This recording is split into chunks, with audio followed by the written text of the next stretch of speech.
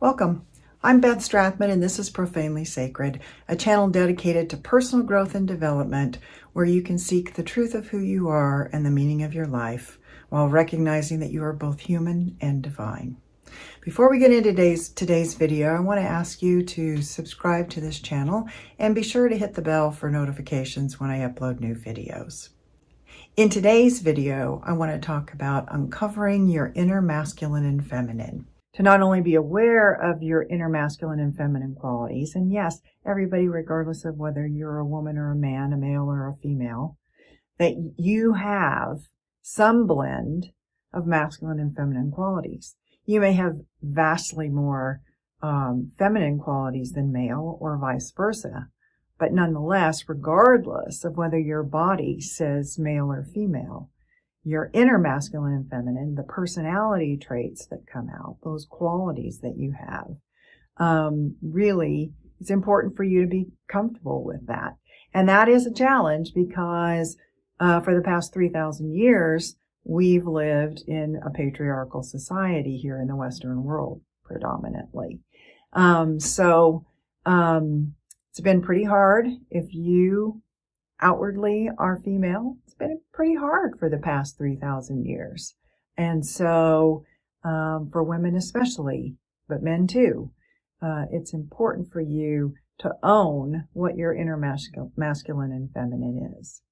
Now, I'm going to put up on the screen a chart of the masculine and feminine qualities, just a few of them, so you get a sense of what I'm talking about. So you should see them on the screen. And, you know, as you kind of browse through those, you may feel like, well, gee, as a woman, I have a heck of a lot of masculine in me. And that shouldn't be a surprise to you by now. Maybe it is a new realization, but depending on how old you are, you've lived with yourself for a while. And vice versa, if you're a man watching this video and you say, oh, some of those feminine qualities, what does that say about me? It says that you have some feminine qualities. That's all it means. Okay. And each individual is just that, an individual. You're unique. And so the reason we want you to start looking at your inner masculine and feminine is that as you look at the truth of who you are, this is one aspect of who you are, this balance. And, you know, you need to see, I think it's helpful for you to see which of these qualities might be very natural to you and which of these qualities maybe were imposed on you or that you learned to be throughout your life so that you could fit in with your family, meet the expectations of your family, or fit in with society and meet the expectations of society for men and women, which has traditionally been that women should be feminine and men should be masculine. So as we look at these qualities, it can also inform, you know, what aspects might be coming up through your shadow, things that you may not be consciously aware of yourself, but that others can see in you. And they probably come out during times of stress, when you're not even aware, when you're reacting to things and being triggered by something.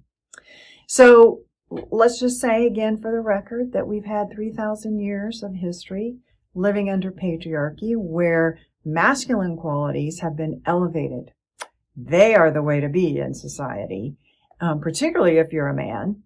And feminine qualities have been devalued and seen more as weak.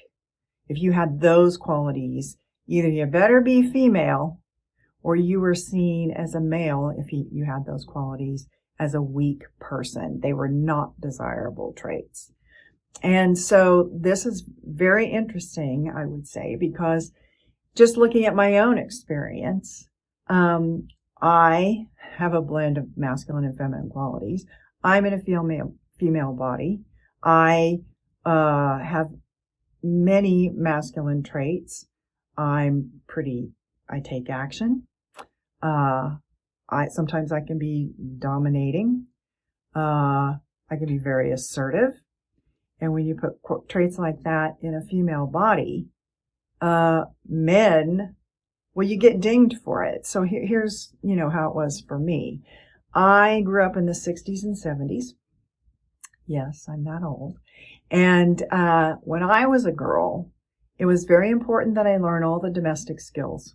I had to learn how to cook, clean, take care of babies, wear dresses, be nice, all that kind of stuff. In fact, every Saturday I had domestic chores. As a kid in elementary school, I had to clean the bathroom floor and I had to vacuum some areas of the house. And many times I was helping to take care of my younger brothers and sisters, whether they needed a diaper change or they just needed watching after as they were playing. Oftentimes I was admonished to act like a lady, because a lot of times I didn't act like a lady. I was maybe not a complete tomboy, but I had some tomboy tendencies. And I wasn't the obedient child. I wanted to do things my way. Again, I was very assertive, even as a little kid.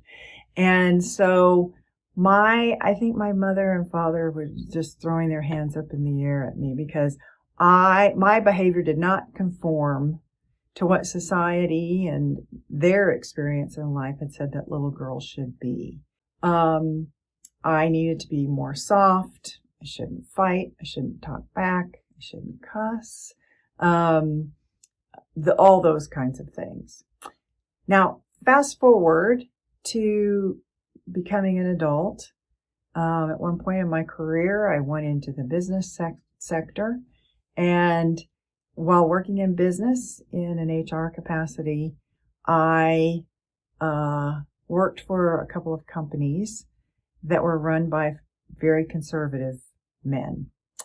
And even though I had a graduate degree and had experience in doing HR, in one of those companies, I was referred to as the girl in the office who did the HR paperwork. In fact, this was a company that was well over 800 employees, and of those 800 employees, only 10 of us were female.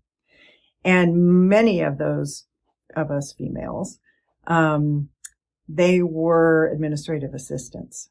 I was the only female manager in the whole company. So even though I had HR responsibilities, oftentimes I would not be invited into management meetings where they were talking about workforce issues that would have impacted my work, and where I could have weighed in with some kind of knowledge or expertise on whatever the issue was. Again, I was just the girl in the office who did the paperwork. Why would we invite her? We also had a policy in this company where a male and a female could not ride together in the same vehicle. Now, riding together in the same vehicle doesn't seem like, that would come up very much. But this was a company that had multiple sites. And so as the HR director, oftentimes the operations manager or director and I would want to visit sites together because we were meeting people or doing things at various locations. And we could not ride together in the same vehicle because you know how we women are. We get together with a man and we start to, flirt and do our womanly wiles. And before you know it, the man has no choice but to have sex with us, I guess. I have no idea why that was a prohibition, but there was some paranoia there about men and women together. So that was one thing. And then another thing in that same company, it was the topic of marriage always came up. Like, who are you dating? When are you going to get married? It was really important that I have a good, home life, and a good home life to them meant being married and having a family. So that was an interesting experience for me. So the masculine behaviors and values were the standards for mattering and being successful. This is true in our society even today. But God forbid that you have those masculine characteristics and you're in a woman's body. Because even in those companies that I worked for, The fact that I was assertive was held against me. But any other man who was assertive, well, he's just being powerful, right? So it was always like this double-edged sword. When you're a woman, you kind of, to compete, you want to compete in a masculine world. So if you naturally have those masculine characteristics, you think it's okay to be that way. But then behind the scenes, you're getting dinged every time you're too assertive. In fact, when a woman is assertive, she's often described as being aggressive. But anyway, so I think along with the problem for females in patriarchy, I think men struggle with living under the patriarchy too. So it isn't just a problem for women in business or even at home and just in society in general. Because for those men who have some of those female characteristics, you know, if they're open-hearted, if they're kind, if they're more in touch with their emotions, if they're more passive, those men are not respected either, because if they're in a male body, they're supposed to have all those masculine characteristics that I showed before. So I think this is important. I think we can't control what society's doing. We can only control ourselves.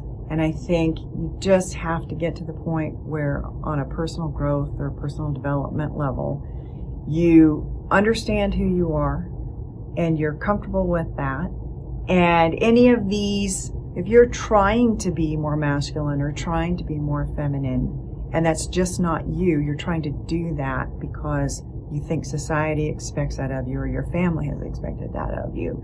And I think you need to really look at those traits and decide what you're ready to let go of so that you can be more of your authentic self. And that's really the whole point to personal growth and development.